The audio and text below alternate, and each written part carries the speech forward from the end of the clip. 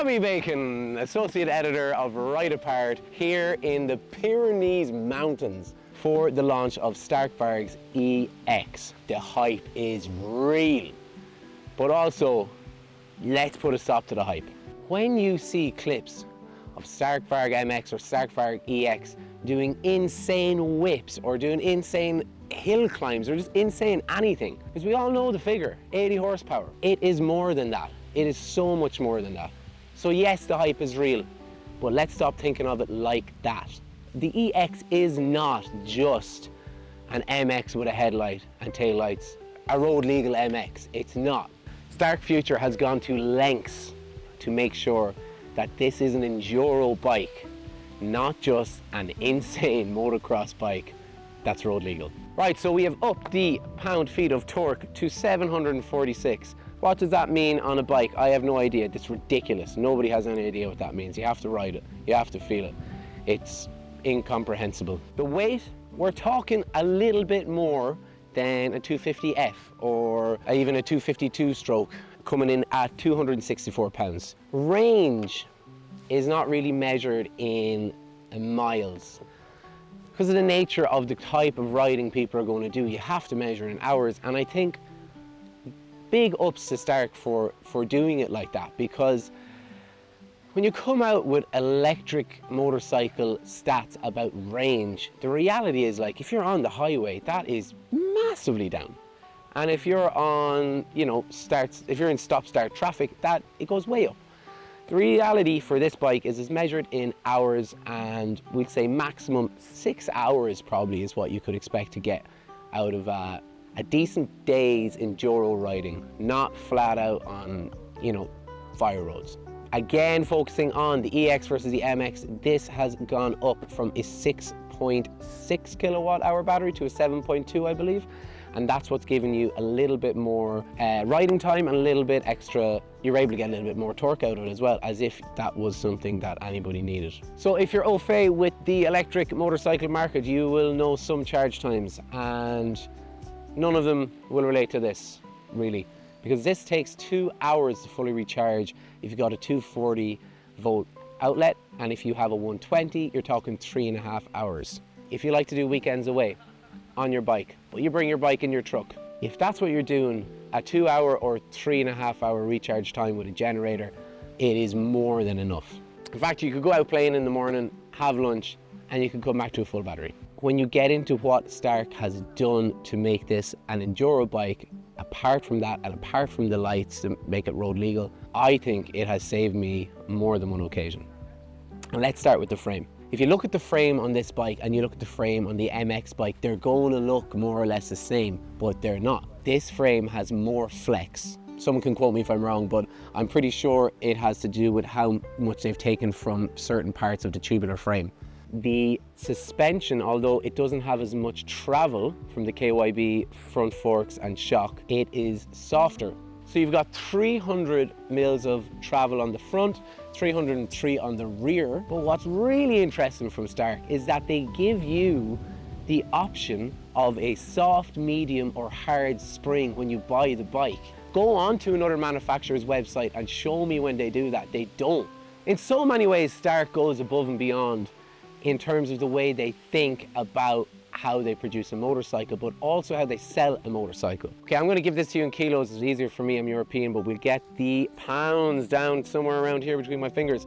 70 to 80 kilos soft springs, 80 to 90 kilos medium springs, 90 to 100 kilos hard springs. But the fact that they offer that is next level. You want to talk about another level? You can get a mousse straight from the factory. If you want a mousse in, you don't have to go and take off the tire, put in your mousse and all that. Tubeless or mousse, your choice.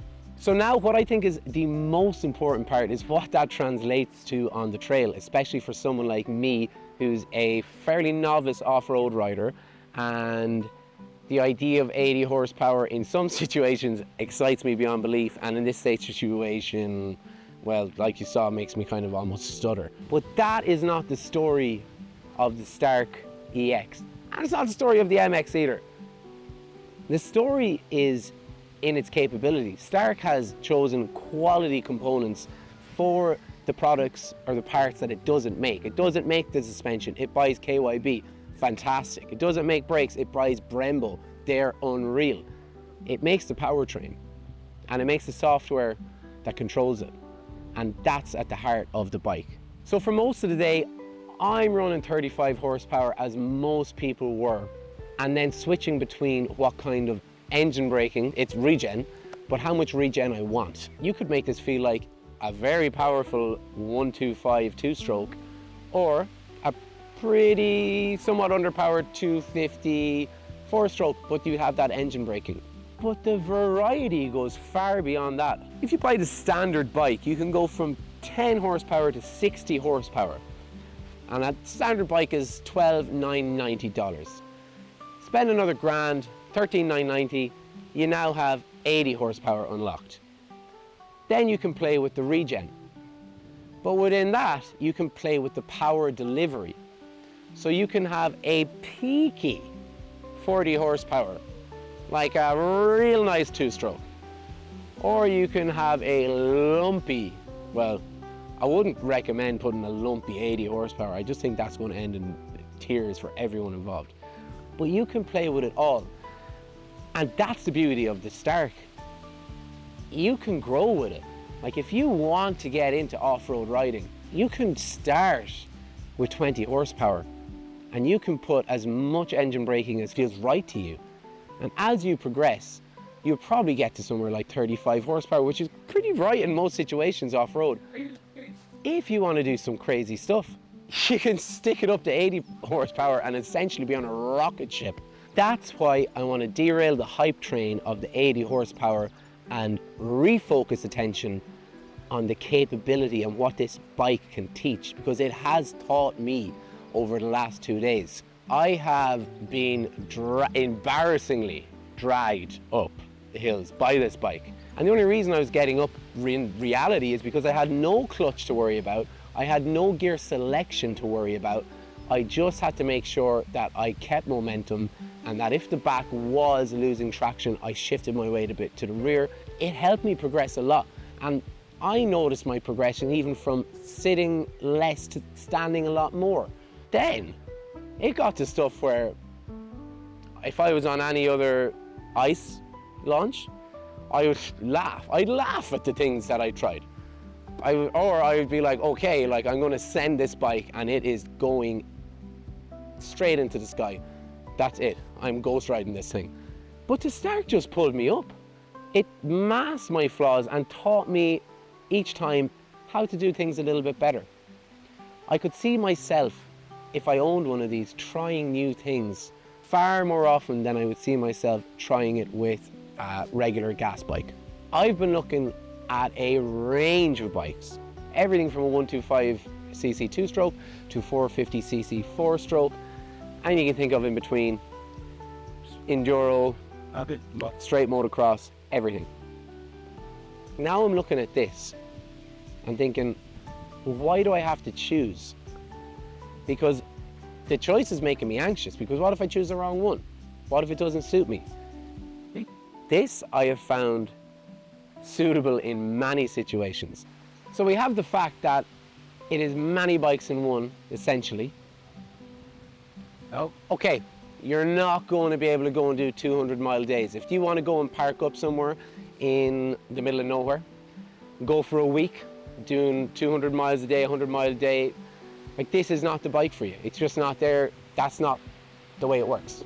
But I think for many people, it is now worth looking at this bike as a multi-purpose weapon.